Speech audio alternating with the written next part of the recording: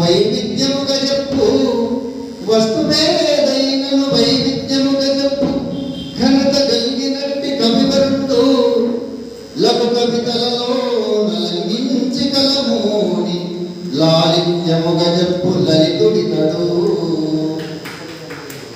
భావ కవితను కలిపి భావ కవితను చెప్పి భావ కవితను చెప్పి భవ్యము సాహితీ పఠితల మెప్పించు పరిగతుండు వచన కవనాన ఘనముగ వర్ధిలగను వచన కవనాన ఘనముగ వర్ధిలగను కలము కదిలించి విదిలించి కదులు మనసు కలము కదిలించి విదిలించి కదులు మింక సుకవిగా పేరు కాంచి సుధలు కురిసి మా అనంతకు దొరికిన మనసు కవియే మా అనంతకు దొరికిన మాన్యసు కవి.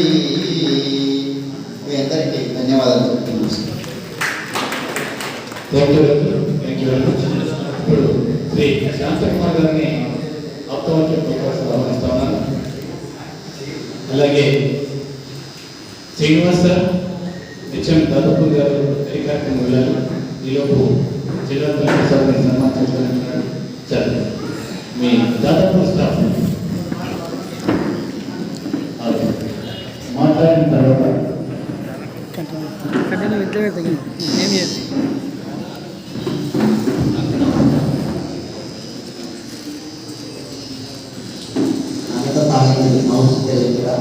భక్తి విభాగం ద్వారా ఈనాటి స్త్రీ కవనాల కవితా ప్రక్రియ పాలభూమి పుస్తకావిష్కరణ కార్యక్రమానికి సందర్భంగా వేదికపైన ఆసీనులైనటువంటి కవులు వక్తలు మరియు వివిధ ప్రాంతాల నుంచి వచ్చినటువంటి ప్రసాద్ గారి ఆత్మీయులు, వేదిక మీద ఉన్నటువంటి కవులు మరియు సోదర ఉపాధ్యాయులు, వారి కుటుంబ సభ్యులు అందరికీ పేరు పేరున నమస్కారాలు తెలియజేస్తూ ఈ సందర్భంగా ప్రసాద్ గారికి శుభాభినందనలు తెలియజేస్తున్నాను. ఏ సమాజానికి సంబంధించినటువంటి సంస్కృతి సాంప్రదాయాలైన జీవన విధానమైన జరుగుతున్నటువంటి విషయాలన్నీ ముందు తరాలకు వర్తించాలంటే కవితా సంస్కృతి ద్వారా వివిధ రకాలైనటువంటి రచన సాంగత్యం ద్వారానే ముందు తరాలకు అందించబడుతుంది. కాబట్టి అలాంటి దాన్ని ప్రసాద్ గారు పాలభూమి లోపల జీవన విధానం మరియు ఎలా ఉంది తన యొక్క బాల్యాన్ని ఈ కవితా సంస్కృతి ద్వారా అందరికీ తెలియజేస్తూ దాన్ని అందులో మన జీవన విధానాన్ని కూడా చూసుకోవాలి. మన తెలంగాణ యాసలో తన యొక్క భావ వ్యక్తీకరణ చేస్తూ పుస్తకాన్ని ఎవరు చదివినా కూడా సులభంగా అర్థమయ్యేలా చాలా సులభమైనటువంటి భాష ద్వారా తన యొక్క అంతరంగాన్ని ఈ పుస్తకం ద్వారా ఆవిష్కరించడం జరిగింది. తను మా అందరితో పాటు సాధ్యుడిగా ఉండడం మా గర్వకారణంగా భావిస్తున్నాం. మా దాదాపూర్ పాఠశాల తరఫు నుంచి మరియు నా తరఫున మరియు మా సోదర ఉపాధ్యాయ బృందం తరఫున మరొకసారి వారికి మనస్ఫూర్తిగా శుభాభినందనలు తెలియజేస్తూ ఇలాంటి పుస్తకాలు ఎన్నో రాసి ఈ కవిత వినీల ఆకాశం లోపల కాలు యొక్క కూడా ఒక ధృవతారగా ఉండాలని మనస్ఫూర్తిగా నమస్కారాలు తెలియజేస్తూ ముగిస్తున్నాను సార్. మీ శాంతకుమార్ మీ వాక్యాన్ని ప్రస్తుతం దాదాపు స్టాఫ్ హెచ్ఎంఎన్ స్టాఫ్ చేసి సభకు నమస్కారం. అయితే నేను మీ ఆహ్వానాలు చెప్పడానికి వివేకగా అన్నని ఇష్టపడేటువంటి అన్నకు అర్థం మాటలు అయితే ఒక 2 నిమిషాలు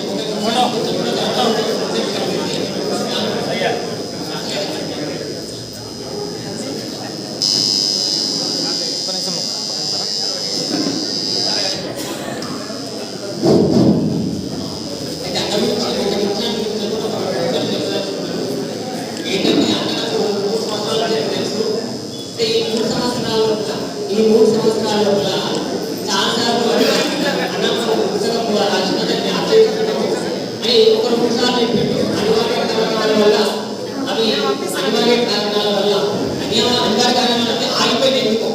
అయితే ఇంకోసారి ఏమైందంటే ఆ రోజు ఆ పుస్తకం మార్చే ఒక నెల లోపల మనము ఆవిష్కరణ సభలో పెట్టుకున్నాము అన్నట్టుగా అన్నాడు. చాలా ఇబ్బంది పడినాం.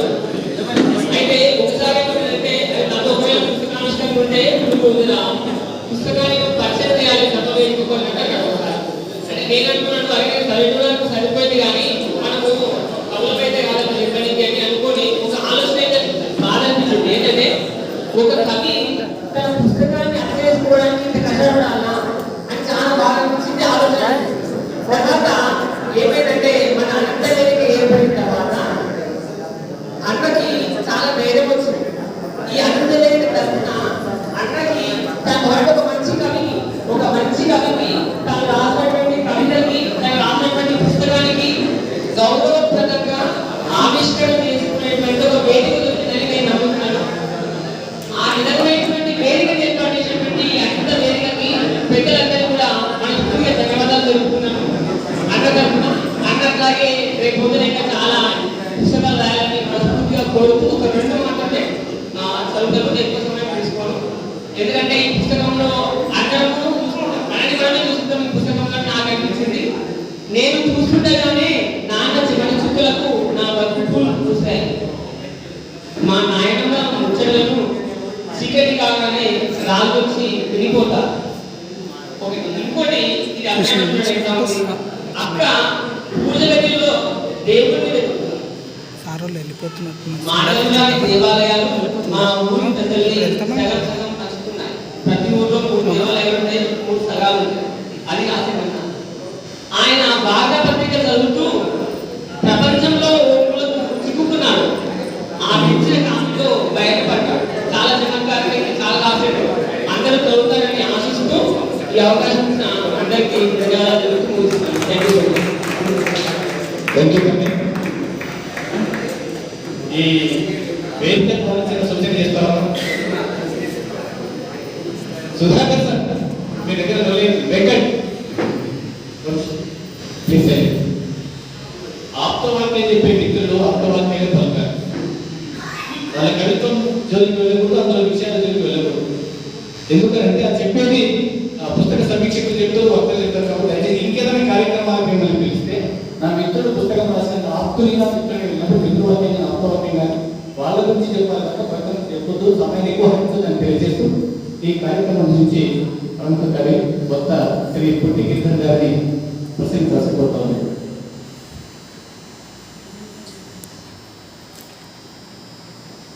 వేదిక మొత్తం ఇక్కడ ఉండాలి, సరైన ఉండాలి. అందరి తప్పకుండా ఎట్లా ఉండాలి. నెక్స్ట్ పెద్దలందరికీ నమస్కారం. ముందుగా ప్రసాద్ అభినందన. నేను పెద్ద ఒక్కరే కాదు, 2 నిమిషాలు మాట్లాడతా. ప్రసాద్ పరిచయం నాకు దాదాపు 5 సంవత్సరాల క్రితం. అది కూడా ముఖ పుస్తకం ద్వారా ఫేస్బుక్ ద్వారా పరిచయము. ఇప్పుడు పుస్తకాన్ని కానీ ఇప్పుడే చూస్తున్నాం. ఒకటి సార్ 5 సంవత్సరాల తర్వాత కేవలం ఫోన్లో మాట్లాడిన వాళ్ళం. మొట్టమొదటిసారిగా ప్రసాద్ కవనాలు పేరుతో రాసేవాడు. కవనాలు పేరు తర్వాత పేరులో శ్రీరామపల్లి శ్రీ ప్రసాద్ అని ఉండే ఫేస్బుక్లో. ఇప్పుడు ఆ శ్రీ పోయింది, ఇక్కడికి వచ్చేది. ఆ శ్రీని ఇక్కడ చేర్చాము. ఆ విధంగా శ్రీ కవనాలు అనేటువంటిది పుట్టడం జరిగింది. ఈ కవనాలన్నీ కూడా ప్రతి ఒక్కటి దాదాపు 500 పైగా రాశాడు. ప్రతి కవనాన్ని ప్రతి అక్షరాన్ని కూడా నేను చూడడం జరిగింది. అంటే మా ఇద్దరి మధ్య పరిచయం, మా సాహిత్య పరిచయం ఏ విధంగా ఉండాలి, ఆ శిల్పం ఏ విధంగా ఉండాలి, నిర్మాణం ఏ విధంగా ఉండాలి, ఇలాంటి సూచన సలహాలన్నీ కూడా నాకు తెలిసినంత వరకు ఇవ్వడం జరిగింది. దాని ప్రకారం ఈ కవనాలు పుట్టాయి. ఆ విధంగా శ్రీ కవనాలు పుట్టడం జరిగింది. ఇంకా గొప్ప విషయం ఏంటంటే సాహిత్యంలో ఎన్నో ప్రక్రియలు వచ్చినాయి. అవి ఎంతవరకు నిలబడతాయి అనేటువంటిది పాఠకులు కావచ్చు, కవులు కావచ్చు, రాసే విధానాన్ని బట్టి. ఇప్పుడు మామూలు అనుకుంటే మనకు 2 కళ్ళు ఉంటాయి, కలిగి 3వ కళ్ళు. ఆ 3వ కళ్ళు ఏంటంటే మనసుతో రాసినటువంటి కవనాలు. ప్రతి ఒక్కరి మనసును హత్తుకుంటాయి. అవన్నీ కూడా చెప్పడం కదా. కానీ ప్రతి కవనం దగ్గర మామూలు చదవడం దగ్గర ప్రతి కవనం దగ్గర 2 నిమిషాలు ఆగిపోతాం. ఇప్పుడు అక్కడ అనుకున్నట్లు లఘు కవిత్వం చదివిన తర్వాత మనం ఒక దీర్ఘంగా ఆలోచిస్తాం. కొద్దిసేపు అక్కడ ఆగిపోతాం. ఒక మూడు పదాల్లో ఉన్నటువంటి చిన్న కవిత్వమే కానీ దీర్ఘంగా ఆలోచింపజేసేది ఈ శ్రీకవనం. ఈ సందర్భం కోసం మేము చాలా రోజులు జరుగుతూ ఈ పుస్తకం ఎప్పుడు వస్తున్నాయి. మా స్నేహానికి గుర్తుగా నాకు ఈ పుస్తకంలో ముందు మాట్లాడడానికి అవకాశం ఇచ్చినటువంటి మిత్రులకి అభినందనలు తెలియజేస్తున్నాను. తర్వాత ఇంతకుముందు చెప్పిన ప్రక్రియ గురించి మన లాక్షణికులు చెప్పారు. ఇది అల్పాక్షరాలలో అనల్పాలు అది చక్కగా కుదురుతుంది. ఎందుకోసం అంటే చాలా చిన్న చిన్న భావాలు, చిన్న చిన్న అక్షరాలు ఏమి ఎంతో గొప్ప గొప్ప భావాలు, ఎంతో మనస్ఫూర్తిగా రాసినటువంటి, తర్వాత సామాజిక అంశాలు కావచ్చు, మనుషుల విధానం కావచ్చు, మనస్తత్వం కావచ్చు, అన్ని జీవితానుభవం మొత్తం రంగరించి ఎంతో ఇష్టంగా తన ఎంతో ప్రేమ, మనుషులంటే ఎంతో ప్రేమ, తనకు కవిత్వం అంటే కూడా అంత ప్రేమ. తన ప్రేమనంతా కూడా ఈ కవనాల్లో రంగరించి ఈ విధంగా స్త్రీ కవనాలను తీసుకురావడం జరిగింది. ముఖ్యంగా ఇక్కడ మా కవి యాకూబ్ సార్ ఎక్కడ మంచిగా ఎక్కడ కొంత కవిత్వం ఉన్నా సరే అక్కడ చేర్చుకొని వాళ్ళని ప్రోత్సహించేవారు. వాళ్ళ సార్ ప్రోత్సాహం వల్ల నేను కూడా కవిత్వం రాస్తున్నాను. తర్వాత మన బాలయ్య సార్ మాకు పీజీలో గురువులు పాట చెప్పినటువంటి సార్, తర్వాత గంట సార్, మిత్రుడు దగ్గర గొప్ప, తర్వాత పెద్దల సత్యం, గొడ్చెల సత్యం, తర్వాత వీళ్ళందరూ కూడా మిత్రులు. కాబట్టి ఈ సందర్భం చాలా ఉన్నతమైన సందర్భం. ఎందుకంటే నిన్న చెప్పుకోదు కానీ నిన్న నా పుట్టినరోజు పండుగ, ఈరోజు నా మిత్రుల పుస్తకం పుట్టినరోజు పండుగ. అదొక విషయం, చాలా సంతోషం. నేను మామూలుగా నుంచి వచ్చాను నా మిత్రుని కలవడానికి, ముఖ్యంగా పుస్తకాన్ని, ఇది మా పుస్తకం. ఎందుకోసం అంటే దాని వెనుక మా ప్రయత్నం చాలా ఉంది. ఆ మిత్రుని కలవడానికి, ఆ పుస్తకాన్ని చూడడానికి కోసం రావడం జరిగింది. చాలా సంతోషం. మా ఇంకోసారి అభినందనలు తెలియజేస్తున్నాను. ధన్యవాదాలు. పాలములోని లోపాలు లేని పాలను అమ్మ పాలలాగా ఆస్వాదిస్తుంది ఎగువ సభ. మరి దిగువ సభలోని సాహితీ ప్రియులు, సాహితీవేత్తలు, ఆత్మీయులు, చిగురాల కుటుంబ సభ్యులు అందరికీ హృదయపూర్వక శుభాభినందనలు. జీవితాన్ని స్పర్శిస్తేనే జీవితాన్ని జోడిస్తేనే సాహిత్యానికి సార్థక. జీవితాన్ని జోడిస్తేనే సాహిత్యానికి సార్థకత. సాహిత్యాన్ని స్పర్శిస్తేనే జీవితానికి ధన్యత. సాహిత్యానికి జీవితానికి అవినాభావ సమయం. జీవితమే సాహిత్యం. సాహిత్యం అంటే ఏంటి? ఆ సమకాలీన చరిత్ర. మనం మన పురాణాన్ని, వాంగ్మయాన్ని, మొత్తం చరిత్రను చూస్తే సాహిత్యానికి మించిన చరిత్ర ఉంటుంది. ఆయా కాలాన్ని మన కళ్ళకి బొమ్మ కట్టినట్టు ఆవిష్కరిస్తుంది సాహిత్యం. ఈ చివరాలు ప్రసాద్ గారి సాహిత్యం కూడా ఆయన నేపథ్యం అద్భుతంగా మనకు ఆవిష్కరిస్తుంది. అలాగే ఎంత అద్భుతంగా ఆయన చల్లడబట్టాడు కవిత్వాన్ని. తను తాను సమీక్షించుకున్నాడు. తన కవితని ఏది పడితే అది రాయలేదు. అందుకే సినారే గారు అంటారు, రాసిందేదైనా ఒక రాశిగా పోసుకుంటారు, రాసిందేదైనా ఒక రాశిగా పోసుకుంటాను, చల్లెడ ఊపుల కాగిన సరికే ఇస్తుంటాను అని సినారే. ఈ చల్లెడ ఊపుల కాగిన సరుకును చాలా మంది సరుకు ఇవ్వడానికి కూడా పెరిగెక్కుంటుంది. భయపడే స్వభావం చాలా మందికి ఉంటుంది. ఆయనకు భయం లేదు. అందుకే తన కవితలు ఒక చోట చెప్పాడు, కవికు 2 గుండెలు ఉన్నాయి. కవికి 2 గుండెలు ఉన్నాయి. ఒకటి చేప కింద, ఒకటి కలం నిండా. శ్రీకాళంలో సోదరుడు ఎంత పెద్ద మాట. చేప కింద ఉండే గుండె అది కాలం ఒడిలో కలిగిపోతుంది. కానీ కాలం నిండా ఉండే గుండె అది కాలానికి పడి అవుతుంది. ఆయన ఒక శ్రీకవనాలు పడిగా మారిపోయాడు. అది మన కవితా ప్రసాద్ గొప్పతనం. అట్లాగే కవి అనేవాడు కాలానికంటే ముందుంటాడు. కవి అనేవాడు ఒక అనధికార శాసనకర్త. అనేక సందర్భాలు చెప్పాను. ఒక రాజరాజ నరేంద్రుడు, ఇంతకుముందు చెప్పాను, ఒక రాజనరేంద్రుడు మామూలు సామంతరాజు, గొప్పవాడే కాదు నిజానికి, కానీ ఆయన మిగతా చక్రవర్తుల కంటే గొప్పవాడు ఎందుకంటాడంటే నన్నయ్యవాడు. ఒక రాజరాజ నరేంద్రుడిని చిరస్థాయిగా నిలబెట్టిన వ్యక్తి కవి. అది వినయ. ఈరోజు ఆ వినయవాడు రాజరాజ నరేంద్రుడిని తలుచుకుంటున్నాం. ఆయన చిరస్మరణీయ. ఆ రకంగా ఈరోజు మన చిగురాకు ప్రసాద్ ఒక అద్భుతమైనటువంటి కవి రాశాడు. ఎందుకంటే ఎక్కువ ఆనందం ఏంటంటే ఆయన ఈ పరిగి మట్టిలో పుట్టిన బాలబిడ్డ. నేను కూడా ఈ పరిగిలోనే జన్మించాను. ఈ మట్టిలోనే మా ఇబ్రాహీంపూర్ అయితే వారిని ఎరగడం ఈ మట్టిలోనే జన్మించిన వాడు. అందుకే సుదర్శనం అంత అద్భుతమైనటువంటి కవి రాసినటువంటి, ఎందుకంటే ఏదో మాట్లాడాలని ఉంది, కానీ కవిత మధువు ఆస్వాదించాలన్న మధుమేహ బాధితులను చూసి భయం. కాబట్టి ఎక్కువ మాట్లాడితే అది అన్య సమయాతిక్రమం అవుతుంది, అన్య ఆరోగ్యాతిక్రమం కూడా అవుతుంది. కాబట్టి ఎక్కువ మాట్లాడాలని చెబుతూ ఏదైనా ఈ పాల భూమిలో నెత్తిన కవిత పాలు అలా పెరుగుదలలో ఉంటాయి.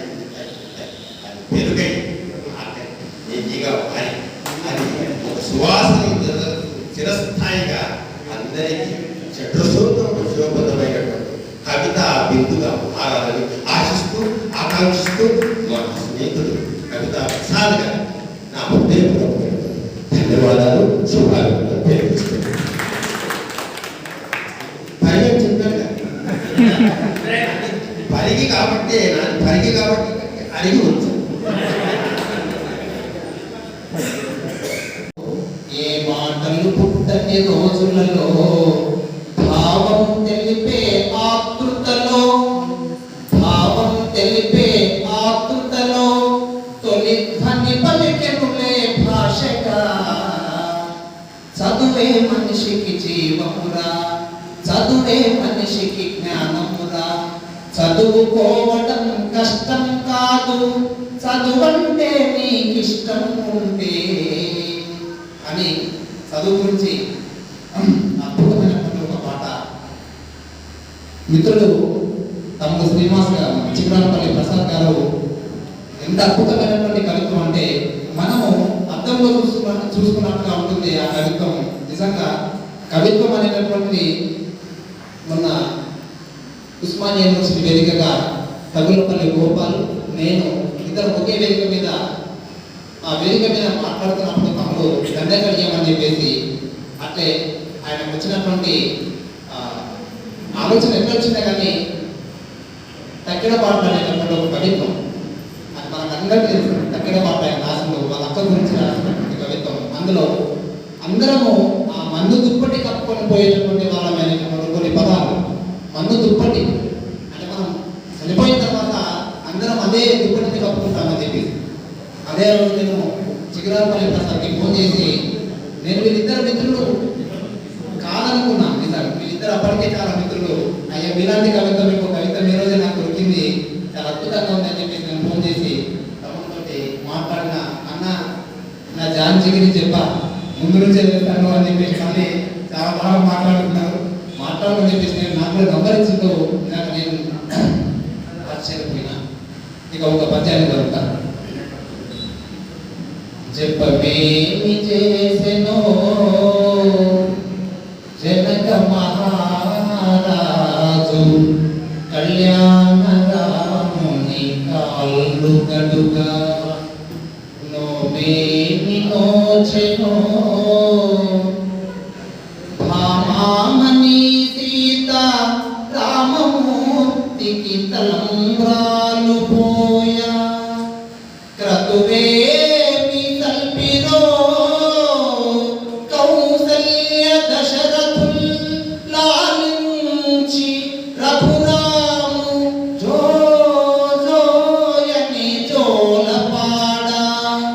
పూర్వ పుణ్య